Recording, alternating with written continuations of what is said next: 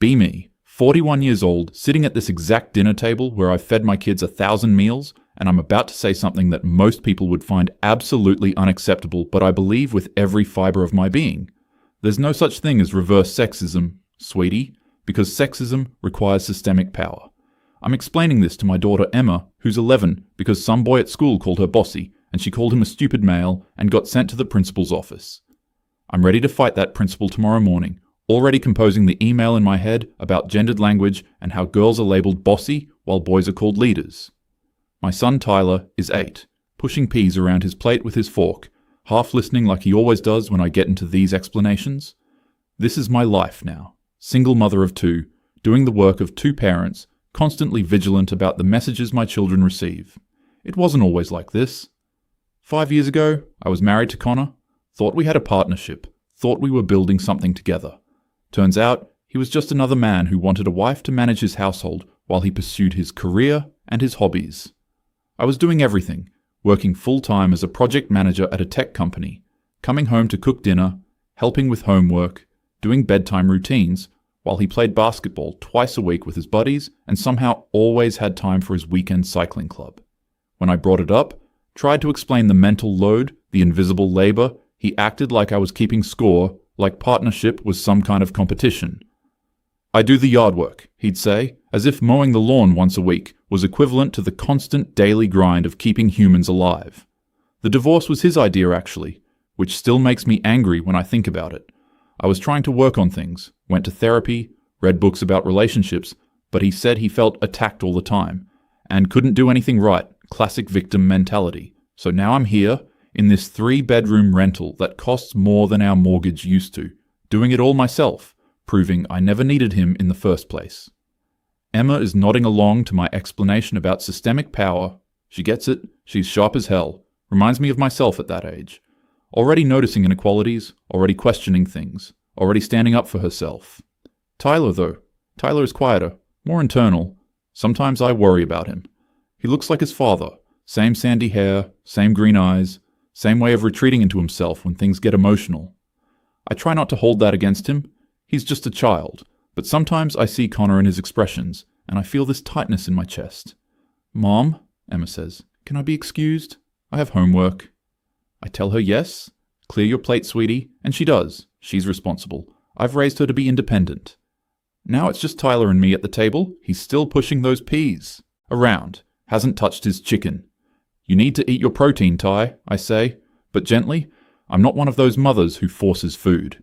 He takes a small bite, chewing slowly. Outside, I can hear the neighbors, some family gathering, lots of male voices, laughing loudly, probably drinking beer, probably watching sports. I turned down their invitation to their Labor Day barbecue last month. I don't need that kind of energy around my kids. The father over there, Mark, he's exactly the type, always revving his truck engine early in the morning, always talking over his wife when they're both outside. I've tried to be friendly with her, Jennifer, offered her some books, invited her for coffee, but she seems content in her situation, which is sad, but I can't save everyone. Tyler puts his fork down, looks at me with those serious eyes he gets sometimes. Mom, can I ask you something? Of course, honey. You can ask me anything. I'm proud of this, that I've created an environment where my children feel safe to ask questions, to be curious, to challenge ideas. Unlike Connor, who used to just tell Tyler because I said so whenever he asked why about anything. Tyler is quiet for a moment, like he's choosing his words carefully. This is unusual for him. He's usually pretty straightforward. Why are men always the villains? I blink. What do you mean, sweetheart? But even as I'm asking, I feel something shifting, some awareness creeping in that I don't want to look at directly. In the movies we watch, he says, and his voice is so sincere, so genuinely confused. And the books you read to me, and when you talk to Aunt Sarah or Grandma, or when you're on the phone, men are always the bad guys. I open my mouth, but nothing comes out. My mind is suddenly racing through our movie nights, Tuesday and Friday traditions. Always my pick, because I'm careful about media consumption. I'm mindful about what enters their developing minds. What have we watched recently? That animated film about the princess who saves herself, where the prince character is vain and useless, and the real villain is the kingdom's patriarchal system. Before that, the one about the girl who runs away from an arranged marriage and finds a community of women in the forest. Before that, the documentary about women scientists that I thought would be educational. But yes, now that I'm thinking about it, focused heavily on how male colleagues stole their work and took credit. Emma loved them all. We had great discussions afterward. Tyler watched quietly, never complained. I thought he was enjoying them too. There are all kinds of stories, Ty, I hear myself saying, but my voice sounds distant. But not the ones we watch, he says, not argumentative, just factual, just observing. And in the books, the dads are always mean or stupid or gone, and the boys at school are always the problem. And you said Daddy left because he didn't respect you, and Uncle Jason is selfish, and Grandpa was emotionally unavailable, and Mr. Patterson across the street is probably sexist, and... Tyler, that's not... But I stop, because is it not? He's 8 years old, and he's just listing back to me things I've said, patterns I've created, and I'm sitting here feeling like the floor is tilting. When did I last read him a book with a positive father figure? I'm trying to think, genuinely trying to remember. We read that series about the girl detective. No father in the picture, just an aunt.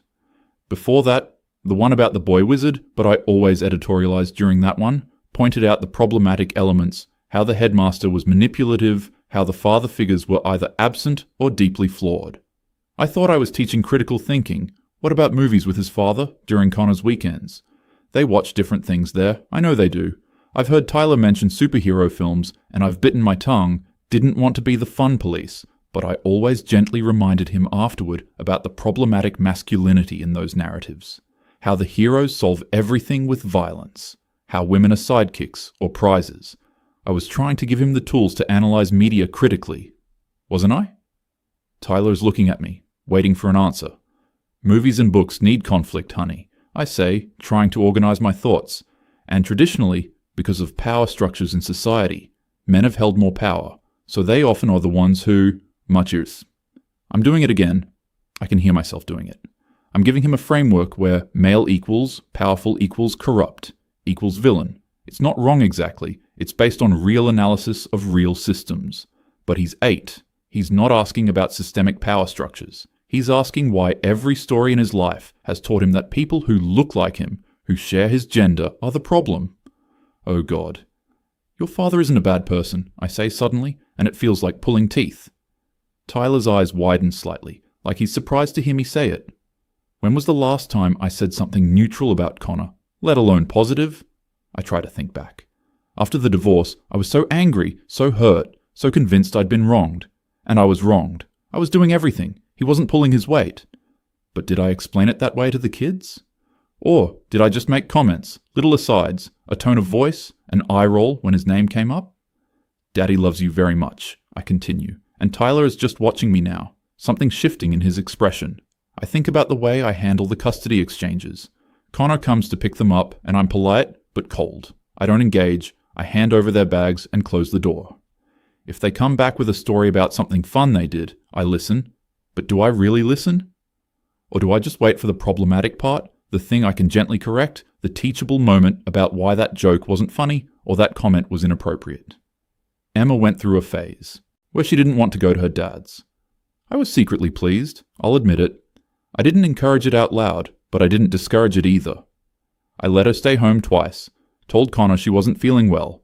He was hurt, I could tell, but I told myself he needed to earn their affection, needed to be a better parent. Tyler always wanted to go though. Every time he'd have his bag packed early, waiting by the door, and I felt, what did I feel about that? Rejected? Competitive? Worried he'd come back parroting his father's worldview? I'm staring at my son, and I'm seeing him clearly maybe for the first time in years. Not as an extension of me, not as a small person I'm molding, but as his own complete human who has been absorbing everything in his environment and drawing conclusions. Tell me about the books at Dad's house, I say. Tyler perks up.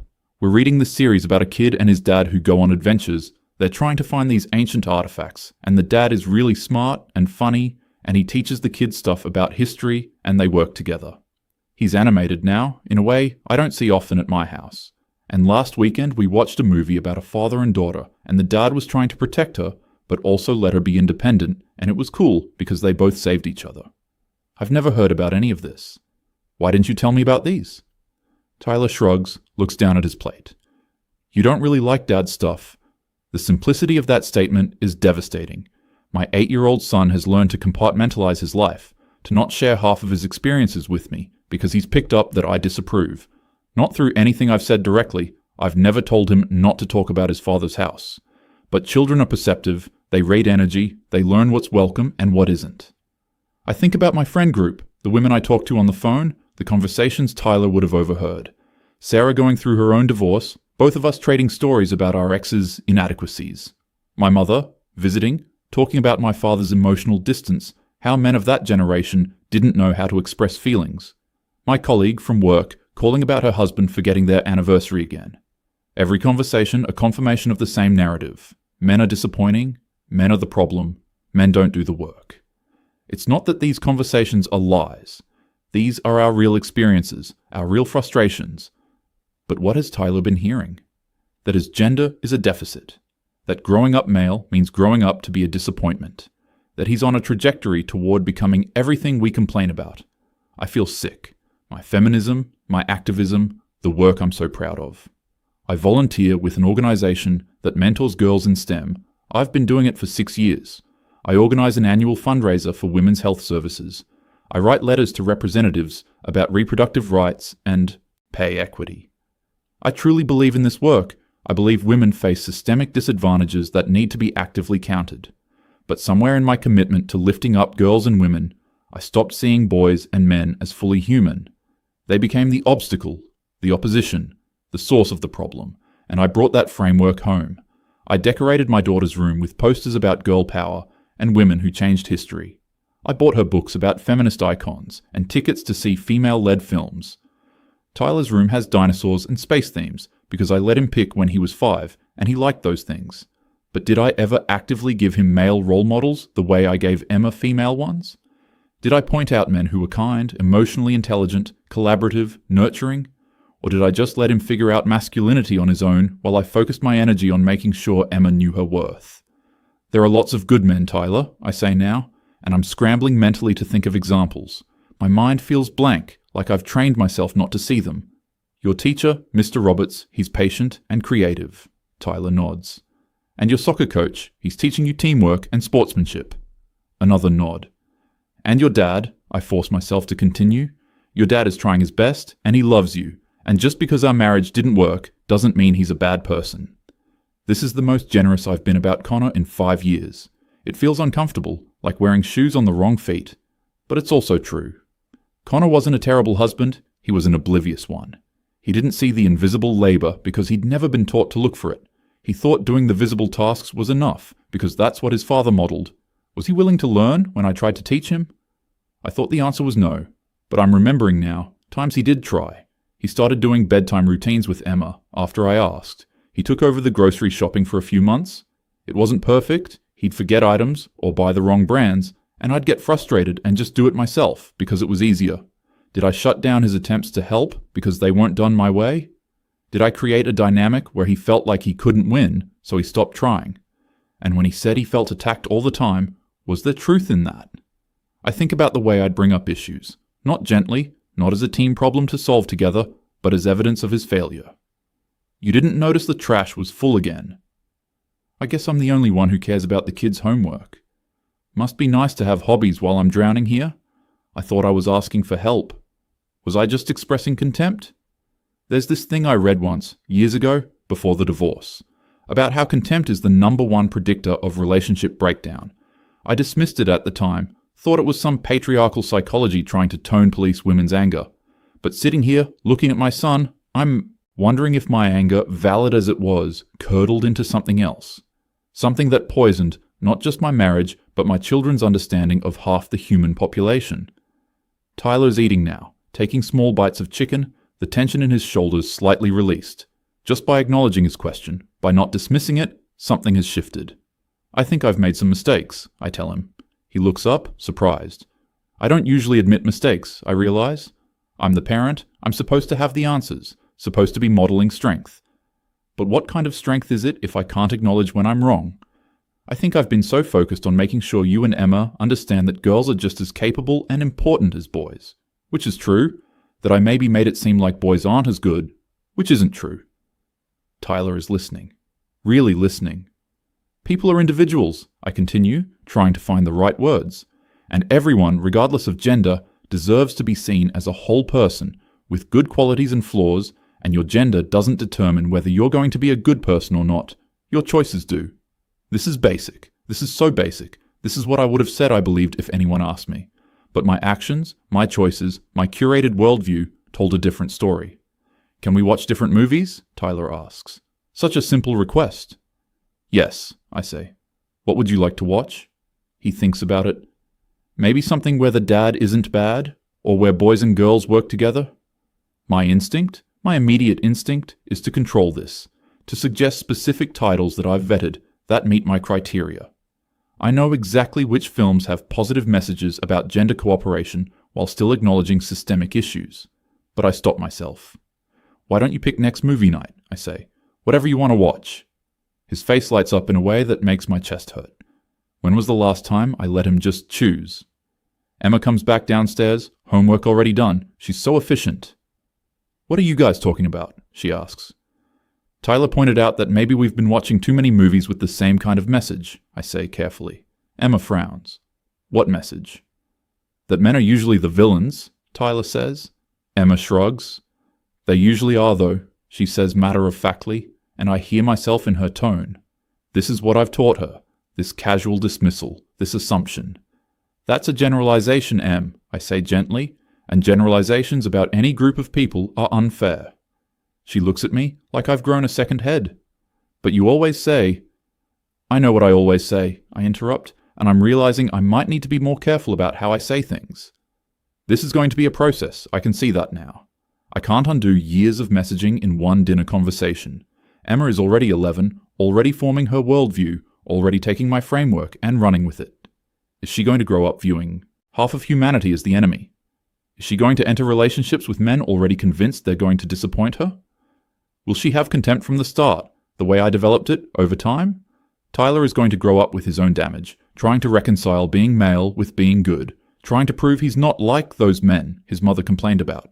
Or maybe he'll rebel entirely, reject everything I've taught him, decide feminism itself is the problem. I've seen that happen, read articles about young men radicalized in the other direction, and I always thought those were failures of parenting, mothers who weren't paying attention. But maybe some of them were mothers like me, who pushed too hard, who made their sons feel like their gender was something to apologize for. After dinner, I clean up while the kids watch TV. I can hear some cartoon, something Tyler picked. Emma is humoring him. I'm loading the dishwasher, wiping down counters, doing the endless tasks that keep a household running. I still do all of this alone. That hasn't changed. Connor has the kids every other weekend and one night a week. But the daily grind is mine. The mental load is still mine. My feminism came from something real, something lived. The exhaustion of being the default parent, the one who remembers the school forms and the doctor appointments and the grocery list. The frustration of being in meetings at work with men who talk over me, who take credit for my ideas. The fear of walking alone at night, keys between my fingers. The 1,000 tiny ways that being a woman in this world is harder. I didn't make that up. That's not bias, that's reality. But somewhere between recognizing systemic inequality and teaching my children about it, I crossed a line. I stopped talking about systems and started talking about men. I stopped critiquing patriarchy and started dismissing individual human beings. I made it personal when it should have been political. Or maybe, I made it political when my kids needed it to be personal. They needed to understand people as individuals first, with complexity and nuance, before they could understand systems and structures. Instead, I gave them the framework first and let them fill in the individuals according to the pattern. My phone buzzes. It's Connor. Hey, wanted to confirm I'm picking them up Friday at 6. I usually just respond with a thumbs up emoji, keeping it minimal. Instead, I type, yes, 6 works. Also wanted to say thank you for reading with Tyler. He mentioned the adventure series and seems really engaged with it. 3 dots appear, disappear, appear again. Oh yeah, he loves those books. Surprised he told you about them. That stings, but it's fair. I'm realizing I haven't been very open to hearing about his time with you. Trying to do better. Long pause. I appreciate that. Another pause. He's a good kid. They both are. You've done a great job with them. I feel tears prickling, and I'm annoyed at myself for it. When was the last time Connor and I said anything kind to each other? You're a good dad, I type, and it feels like pulling out a splinter, painful but necessary. They love their time with you. I can see he's typing, stopping, typing again. That means a lot. Thank you. This doesn't fix everything. Connor still only has them 20% of the time, while I have them 80%. I'm still doing the majority of the work. The inequality of that is still real. But maybe I can acknowledge that inequality without making him the villain. Maybe I can advocate for more equal parenting without contempt. Maybe I can teach my kids about systemic issues while still helping them see the men in their lives as fully human. It's going to be complicated. I don't have a neat framework for this. No clean analysis. My activism has always been about clarity, about clear lines between oppressor and oppressed, about calling things what they are. But parenting can't work that way. Parenting is messy and contradictory and requires holding multiple truths at once. I can believe in fighting patriarchy and also teach my son that he's not the patriarch. I can raise my daughter to be strong and also teach her that strength doesn't require viewing men as weak or bad. I can acknowledge systemic male violence while not making my children afraid of individual men. I can validate women's anger while not letting it become the only emotion I model. Later that night, after the kids are in bed, I'm sitting in my room looking at my bookshelf. It's full of feminist theory, memoirs by women, books about women's history. All books I value, all perspectives that shaped me. But what's missing? I get my laptop and start searching. Books about healthy masculinity, books about fathers and sons, books that show boys as sensitive and creative and kind without making those qualities despite their gender. I make a list. Then I go through our movie queue and I start adding things. Not mindlessly, I'm still going to be thoughtful about media, but I'm looking for balance now, for stories where men and women are both heroic, both flawed, both human. It feels vulnerable somehow, like I'm abandoning my principles. But my principles were supposed to be about equality. When did equality start meaning elevation of one group through dismissal of another? I think about the organization I volunteer with, mentoring girls in STEM. We talk a lot about the barriers girls face, the discrimination, the lack of role models, all true, all important. But I've been in meetings where we've made jokes about men in tech, rolled our eyes about bros and mansplaining. The girls laugh. They're learning the language, learning to bond over shared frustration. Are they also learning contempt? Am I helping to create another generation of women who enter male-dominated fields already defensive, already assuming the worst? What if instead we taught them to expect equality, to assume good faith until, proven otherwise, to see male colleagues as potential allies rather than inevitable obstacles? That feels risky. That feels like setting them up for disappointment. But maybe it's also setting them up for possibility. My phone has a text from Sarah. Brad forgot to pick up his daughter again. I swear men are useless. Normally, I'd commiserate, add my own story, bond over shared frustration. Instead, I write, "That's really frustrating. Have you talked to him about setting up a reminder system?" She sends back a confused emoji. "Since when are you solution-oriented about male incompetence? LOL." She's joking, but she's also not. "Trying something new," I send back. "Letting men off the hook," she responds, and I can feel the slight edge. "Holding them accountable without writing them off as inherently defective," I type. Wow, okay, someone's in a mood. I almost backtrack, almost smooth it over, but I don't. Sorry, just been thinking about the messages I'm sending my kids. Tyler asked me why men are always villains in everything we watch and read, and I didn't have a good answer. Long pause. "He's 8? He asked that?" "Yeah." "Damn." "Yeah? What did you say?" "That I need to do better." Another pause. "You're a good mom for hearing him." I don't feel like a good mom. I feel like I've been so focused on protecting my daughter from sexism that I didn't notice I was teaching my son he was inherently the problem.